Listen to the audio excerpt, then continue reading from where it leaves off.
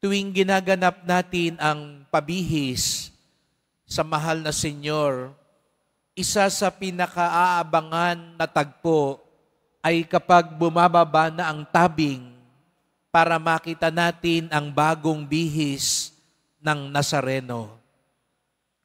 May hiwaga at kaakit-akit na tagpo kapag bumubukas na ang tabing. Ang paglalarawan na ito ang nais din ipakita sa atin sa ating mga pagbasa ngayon.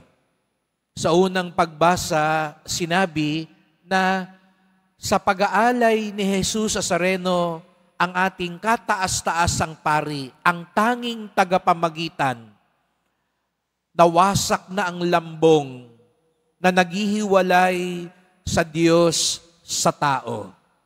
Kaya't naalala ninyo noong unang Biyernes Santo, habang nag-aagaw buhay hanggang sa namatay si Jesus sa krus, yung kortina daw sa templo ay napunit, nasira, natanggal. Noon po kasi sa templo, may tabing na naghihiwalay sa tao at sa Diyos. Tanging pari lamang ang nakakapasok noon sa templo. Pero nang nag-alay si Jesus Nazareno, nasira ang lambong. Alawang bagay, maaari nang lumapit, makalapit ang tao sa Diyos. Yun ang bunga ng pag-aalay ni Jesus Nazareno. Maaari na tayong lumapit sa Kanya at Siya ang magdadala ng lahat ng alay natin sa Ama. Sinira niya ang lambong. May ugnayan tayo. Kaya nga't hindi tayo napapagod bumalik sa Kanya, tumawag sa Kanya, sapagkat alam natin wala nang hadlang para umabot tayo sa Kanya. Hindi siya mahirap abutin.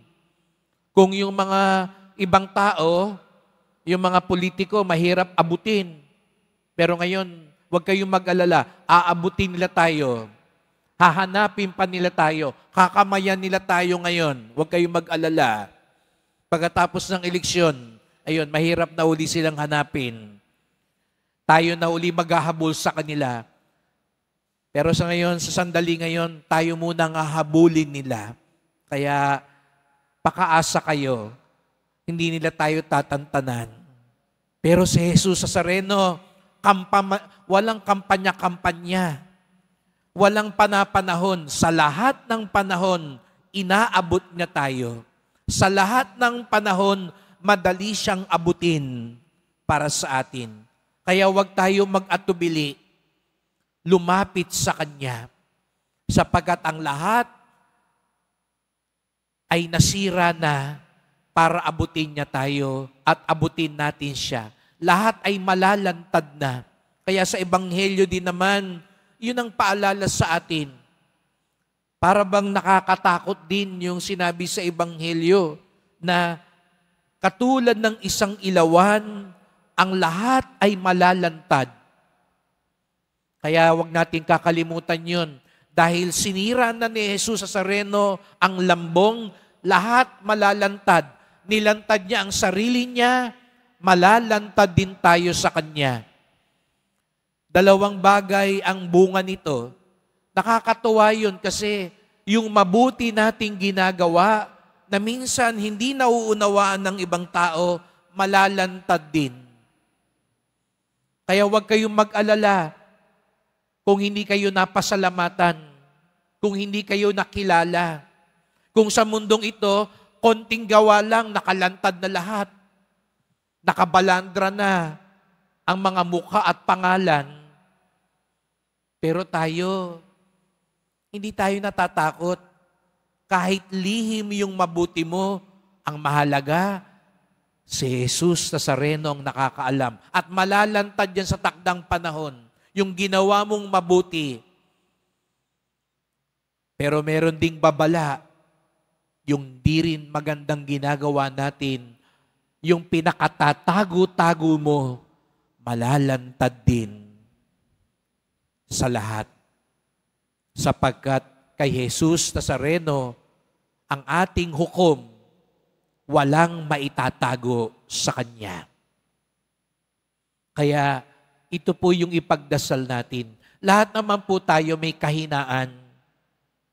Lahat naman po tayo may tinatagong lihim at kasalanan.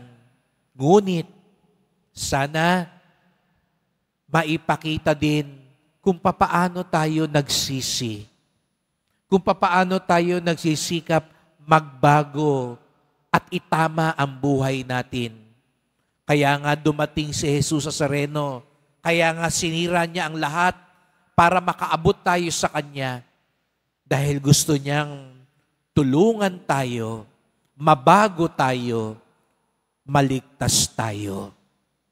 Kaya't sa pagpapatuloy ng misang ito, magpasalamat tayo na meron tayong Pong Jesus Nazareno na laging umaabot sa atin. Handang magpatawad, handang kumilala, handang tanggapin tayo sa Kanyang awa.